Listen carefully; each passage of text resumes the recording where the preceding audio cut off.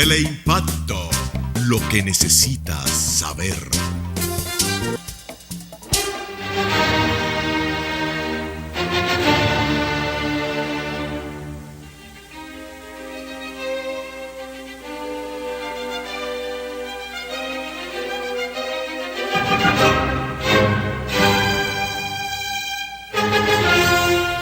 Saludos dominicanos en todo el territorio de la República. ¿Qué pasó? Se fue la señal. Saludos dominicanos en todo el territorio de la República, el San Leopoldo Pellananita. Y hoy Agenda Nacional cumple con lo que habíamos programado desde el viernes. Y es que vamos a proseguir el tema de esas inquietudes que se están manifestando desde sectores políticos y empresariales sobre la institucionalidad de los organismos llamados a impartir justicia o preservando el Estado de Derecho en la República Dominicana o implantando el Estado de Derecho. Y para eso pues nos viene a ayudar el amigo Andrés Reyes Fortunato. Encantado, buenas tardes a usted y a toda la teleaudiencia. Nos quedamos ahí en ese tema donde yo le planteaba que no veía cómo se podían hacer los cambios que se están pidiendo en la conformación de las altas cortes y los organismos electorales y otras instituciones más sin una constituyente, sin entrar en una modificación y aprovechar y hacer ciertos cambios que la Constitución necesita. Cambios radicales que demanda la circunstancia actual. Nosotros estuvimos conversando con usted, recuerdo el viernes, acerca de esto, y una de las cosas que más nos preocupa es que el Poder Judicial es dependiente del Poder Legislativo y del Poder Ejecutivo, cuando deberían de ser interdependientes, porque quien pare al Poder Judicial es justamente el Consejo Nacional de la Magistratura, donde está siendo dirigido por el presidente de la República, que es el presidente del Poder Ejecutivo, y donde también está involucrado el presidente de la Cámara de Diputados y de la Cámara de Senadores, y otro presidente que es el de la Suprema Corte de Justicia y el Procurador General de la República, y todos dependen uno del otro, terminando el Poder Judicial amarrado por el Poder Ejecutivo y Legislativo, a quien debe sancionar en algún momento, siempre y cuando se cometan algún tipo de faltas. Pero fíjese una cosa. Para poner un ejemplo. El Tribunal Constitucional tiene que estar arbitrando permanentemente entre el Poder Ejecutivo y el Poder Legislativo. ¿Por qué? Porque ha habido reclamaciones del Poder Legislativo de actos de inconstitucionalidad del Poder Ejecutivo. ¿Y eso ha ido a parar a dónde? Pues al Tribunal Constitucional. Entonces, se necesita que sea totalmente imparcial para que nosotros comencemos a creer que tenemos un Estado de Derecho en la República Dominicana. Y porque si no, no puede cumplir su función. Porque no sería imparcial. Le es muy difícil. Tendría que tener la persona una concepción de probidad muy grande, una concepción ética muy elevada, que los hay. Sí, gracias a que en algunos de los tribunales aparece en algunos jueces que son capaces de darle honor, hacerle honor a su designación en términos éticos, porque en la mayoría de los casos, y es lo que históricamente se ha dado en la República Dominicana, esa dependencia que la había antes de esta reforma, porque antes era el Senado que nombraba directamente a los jueces. Antes de la reforma del 1994 era el Senado, y recordamos aquella vez en que el presidente Balaguer, cuando pierde las elecciones de 1978, le quitan 4 senadores al PRD para tener la oportunidad de nombrar ellos los jueces y no ser castigados ni por el crimen ni por la corrupción. O sea, ha habido una manipulación del Poder Ejecutivo desde siempre. Ahora, quiero decirle lo siguiente. Por circunstancias de la política dominicana he tenido que leerme la Constitución varias veces. Qué bueno. Eso debería ser el país entero. Y le he encontrado tantas fallas que yo digo, caramba, pero ¿cómo se le puede haber ido? Usted tiene que ver que si usted se busca en la lista de los derechos fundamentales usted no encuentra el derecho a justicia. Ahí está la garantía. Usted entra a la garantía de los derechos fundamentales y la encuentra. Ahí que la va a encontrar. Entonces no es posible, parece que nadie estaba cuidando del orden en que se estaban discutiendo las cosas para que todo estuviera en su debido sitio. Correcto. Bueno, esa es una de las cosas. Además yo tengo otras preguntas, como por ejemplo, si nosotros tenemos un artículo 3, que es el afianzamiento de la soberanía del país, ¿cómo es que pertenecemos a un parlamento centroamericano? ¿Qué implica estar dependiente de un parlamento, tener acreditando representantes en el parlamento centroamericano? ¿Cuál es ese vínculo? ¿Alguien me puede explicar?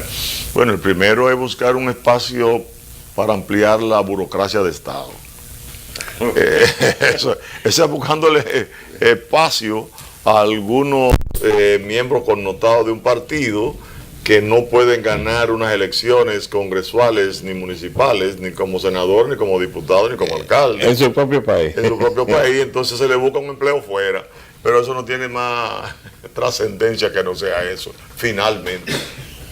Porque yo diría que pertenecer al SICA, por ejemplo, o a cualquiera de los organismos que se están tratando de conformar de la comunidad iberoamericana es una cosa, para perseguir principios comunes y ayudarse unos con otros en programas de solidaridad. Y otra cosa es pertenecer a un parlamento centroamericano. Yo creo que eso era como estaban buscando lo del Parlamento Europeo. Ahí que vamos. Y la configuración de aquella unidad falsa fabricada por los banqueros, Sí. que ahora ha hecho crisis porque se está desparramando en todas sus partes. No, y se está cuestionando mucho ese parlamento tan costoso que le sale a los europeos con asiento en Bruselas. Como aquí se emula todo, se ha buscado la forma de que haya un parlamento para Centroamérica y el Caribe, se ha buscado la forma de hacer organismos internacionales que lo paga el pueblo, que salen bien costosos, que usted no sabe qué hacen, que no rinden informe, nunca. Son todas esas cosas inclusive que la misma Constitución tiene que tocar. Y usted sabe que otra cosa está haciendo agua, el DF-CAFTA, que es otro invento tratando de apegarnos a Centroamérica. Ahora ya el empresariado dominicano, y dice el refrán que más vale tarde que nunca, ha despertado a los riesgos que eso representa. Y aquí recogí yo las últimas manifestaciones que están en la prensa de hoy, donde representantes calificados del empresariado están diciendo la falla que tiene el DF-CAFTA, ¿no? Aquí veo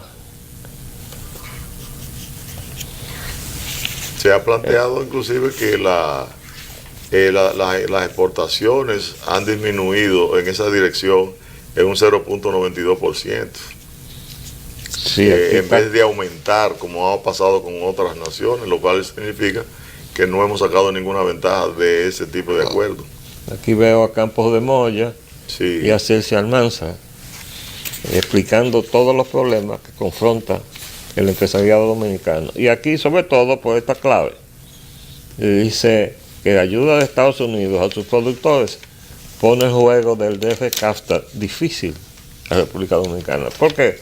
Porque se nos convoca supuestamente a una libertad de comercio en donde se supone que todos los agentes están en igualdad de términos de concurrir a la competencia, pero Estados Unidos subsidia a sus productores. Hay una garantía completa, usted sembró, usted invirtió y usted va a recuperar lo que invirtió con la garantía de las ganancias. No, y con esto, que la República Dominicana tiene una de las energías eléctricas más caras del mundo, ¿no? Hay quien dice que la más cara, pero yo creo que es una exageración, pero de que es suficientemente cara para sacarlo de juego, esa es una de realidad. Entonces con eso no se puede jugar. Ahora me llamó la atención algo que yo quería comentarla con usted. Y es que Abel Martínez, despidiéndose del cargo, propone crear institutos de formación. Dice, la iniciativa es del titular del organismo Abel Martínez. Y crea, no sé si usted llegó a leer esa información. Estuvimos viéndola, sí. Dice, con el propósito de optimizar la formación de los legisladores y el personal de soporte, la Cámara de Diputados aprobó en 2 lecturas consecutivas una resolución que crea el Instituto de Derecho Parlamentario y Capacitación Legislativa.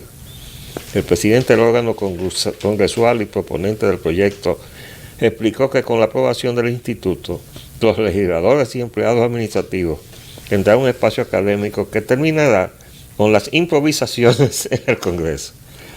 Bueno, y si usted se encuentra con esta crónica, que salió también in extenso en el día de hoy, precisamente destacando los méritos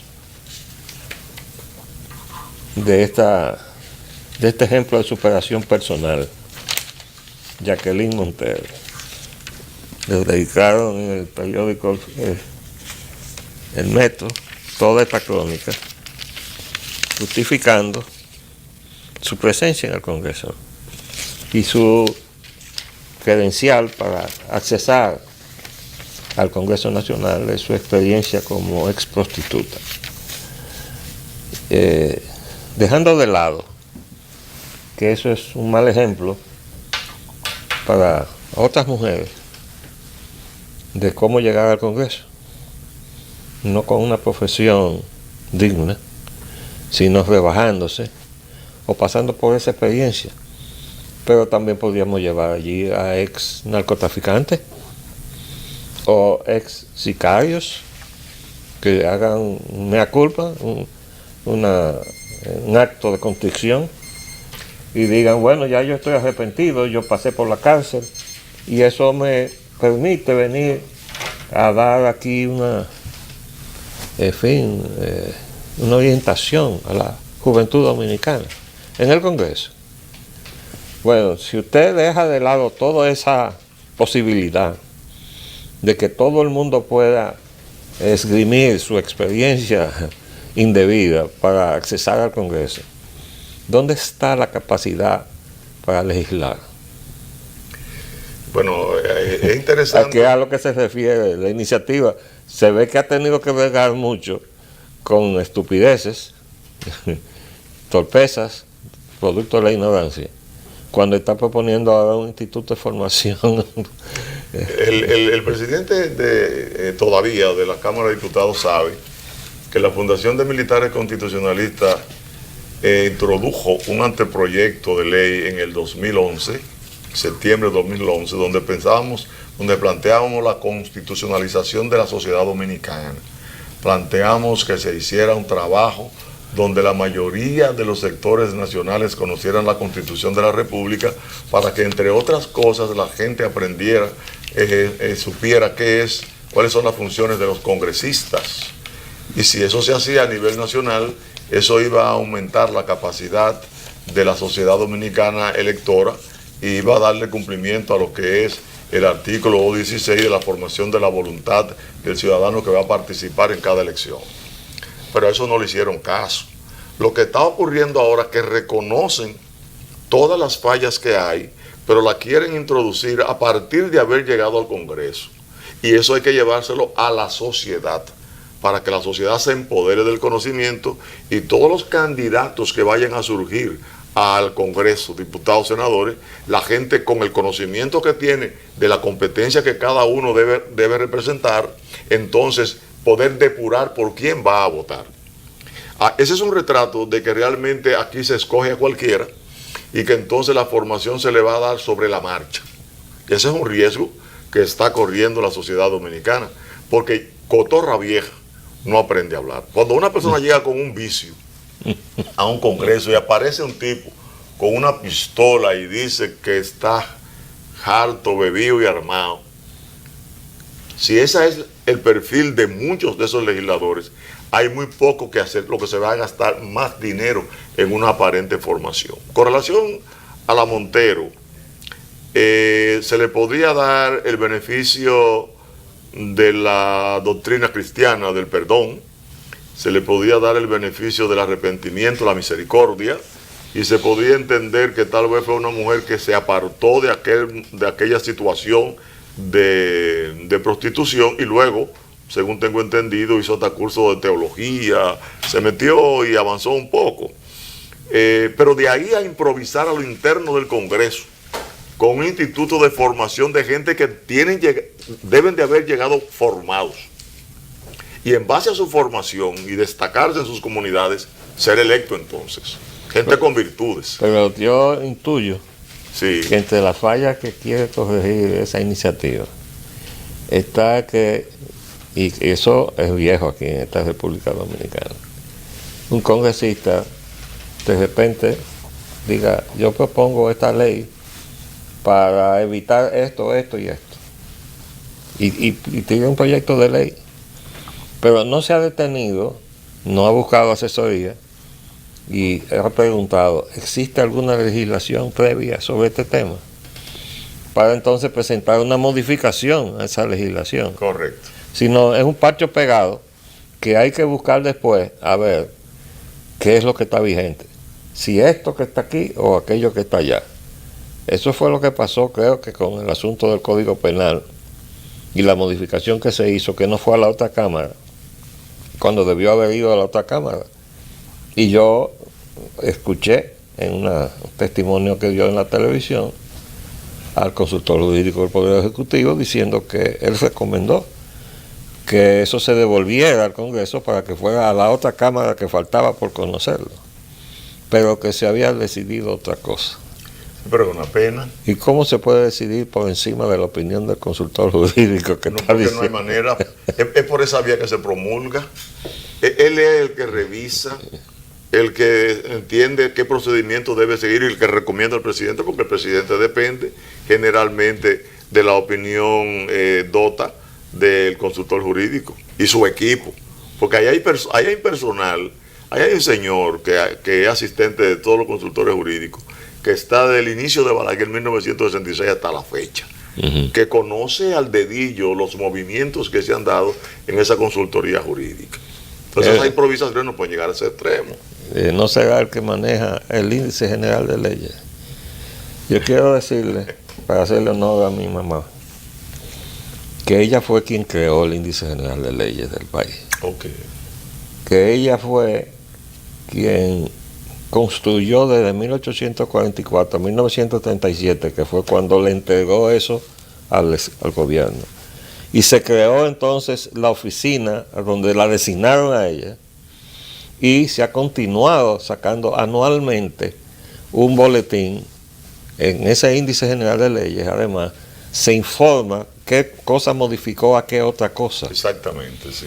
Porque si no, todos ustedes, los profesionales del derecho, andarían perdidos buscando a ver esta iniciativa que llegó, a qué otra cosa modifica. Correcto. ¿No?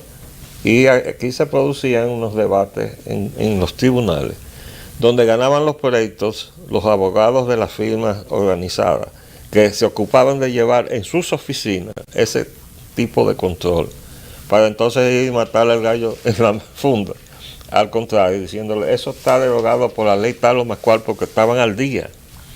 Entonces, ese índice general de leyes lo dejó mi madre, que trabajó todos los años de su vida.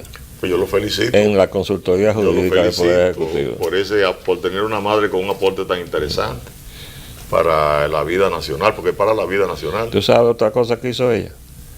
Que organizó el archivo del Palacio Nacional. Todavía, hace poco tiempo, escuché yo al encargado de los archivos del Palacio decir que estaban trabajando con el reglamento que había preparado la licenciada María Teresa Nanita de Espaillat. O sea, ella se encargó de organizar el archivo y hacerle unas normas o unas reglas que todavía se mantienen. Aparece criterio acucioso de usted. Sí, lo heredó. Tiene herencia, hay un código genético que habla por sí solo. Es interesante, nosotros nos apena mucho este tipo de cosas porque es una señal pública de la improvisación y de lo que se va a encontrar ahora ese nuevo Congreso. Y otra cosa, se acaba de, bueno, está por lo menos gestándose la aprobación de la ley de ordenamiento territorial de la República. Esa es una cosa muy importante. Yo no he visto que eso se haya debatido en ningún foro abierto donde se reciban opiniones, porque eso va a marcar, primero va a incidir en el número de legisladores que tenemos, me refiero a los diputados. Claro que sí. Porque nosotros tenemos demasiados diputados. Lo único es que cuando se habla de ordenamiento territorial, el artículo 272 de la Constitución de la República obliga a un referéndum aprobatorio también, lo que quiere decir que esa iniciativa tiene que ser muy bien debatida. Léame el pedacito que se refiere a... El artículo 272 dice referéndum aprobatorio. Cuando la reforma verse sobre derechos, garantías fundamentales y deberes, el ordenamiento territorial y municipal, el régimen de nacionalidad, ciudadanía y extranjería, el régimen de la moneda y sobre los procedimientos de reforma instituidos en esta Constitución, requerirá de la ratificación de la mayoría de los ciudadanos y ciudadanas con derecho electoral en referendo aprobatorio convocado al efecto por la Junta Central Electoral una vez votada y aprobada por la Asamblea Nacional. Ok. ¿Usted sabe por qué yo le pedí que lo leyera? Sí, me imagino. Porque eso tiene que ver con la modificación que se le hizo a la Constitución de la República. Y tampoco se hizo eso. No se convocó el referendo aprobatorio. Entonces estamos como pisando terreno falso. Bueno, por eso nosotros teníamos la preocupación y tenemos de hacer la constituyente, porque son cosas que el pueblo tiene que manejarla muy bien, porque son cosas que tienen que llevarse como exactamente plantea la Constitución de la República. Inclusive la Constitución de la República no plantea la constituyente, lo que plantea es una asamblea revisora. Sí. Para instituir la constituyente había que reformar la que está reformada ahora. Y podríamos utilizar porque el gran problema es que para también la modificación se requiere que sea una iniciativa del Congreso y una iniciativa o del presidente de la República. Deja de lado el artículo 97 de la misma Constitución de la República, de la iniciativa legislativa popular. Ahí me perdí yo un poco. Cuando se habla de la constituyente, ¿no equivale a la Asamblea Revisora? Bueno, eso se hizo, por ejemplo, Balaguer. Cuando Balaguer iba a coger el poder, cuando tomó el poder, se había decretado una constituyente, pero él llamó a una asamblea revisora, que en el caso que estamos tratando no es lo mismo, porque una constituyente requiere que se conformen delegaciones, que se elijan delegados. O sea, diputados a la constituyente. A la constituyente, no lo que están siendo, lo que son diputados en la asamblea, sino a la constituyente hay que elegir esos delegados. Es como si nosotros fuéramos adelante con la idea que tenemos de convocar a una constituyente, que el pueblo lo haga y que entonces designe representantes o solicite estar representado serían diputados a esa constituyente más o menos, ¿no? Seguro que sí, porque son delegados para esa constituyente, nada más. Culmina ahí. Lo que implica que el Congreso en ese sentido es sustituido por los delegados. Pero que es como más genuino, porque es el pueblo que está pidiendo. Correcto. Que la Constitución se modifique de una determinada manera. Claro, porque es que una asamblea revisora con un grupo de diputados y diputadas que fueron electos por tener recursos de dudosa procedencia, no por su capacidad, ni por su aporte a la sociedad, ni por mérito, como establece el artículo 142 de la Constitución de la República. O por haber comprado los votos. Ahí es, con dinero de dudosa procedencia, que ese es el gran problema. No, porque hay dos cosas. Haber comprado los votos con dinero de dudosa procedencia. Ahí se superponen dos cosas. Es una situación difícil. Y hay que promover esa idea. Bueno, hay que hacer un trabajo muy grande. Bueno, pero estamos en disposición de hacerlo. El consuelo que tenemos, antes de que suene, que dice: la República Dominicana ha avanzado 86 puestos en la lista de estados fallidos. ¿Qué le parece? Oye, una noticia. Estamos avanzando. Eso mueve a preocupación, como mueve a preocupación en el caso de los Estados Unidos, cómo se está revirtiendo el nivel de agresividad que acumulan los soldados en esas guerras sin sentido que se dan cuando se ocupan naciones extranjeras, como fue el caso de Colin Powell del 2003, cuando Colin Powell quiso justificar ante el mundo las razones para esa invasión. Que era todo una mentira. Esperamos que no se revierta eso para beneficio de la humanidad. Bueno, de paso quiero decir, ya para cerrar, que escuché en la última intervención del doctor Castillo, Manuel Vinicio Castillo, que por cierto cumple años hoy. Bueno, felicitaciones a esa Y figura. yo lo llamé para felicitarlo. Digo, bienvenido a los 85. Y él mencionó que la Junta Federal de la Reserva había comprado los bonos soberanos que había emitido el gobierno dominicano. Digo, qué coincidencia, porque el ministro de Energía y Minas está repartiendo concesiones de exploración minera. ¿No tendrá que ver una cosa y la otra? ¿No será un intercambio? Hasta mañana, si Dios quiere, dominicano.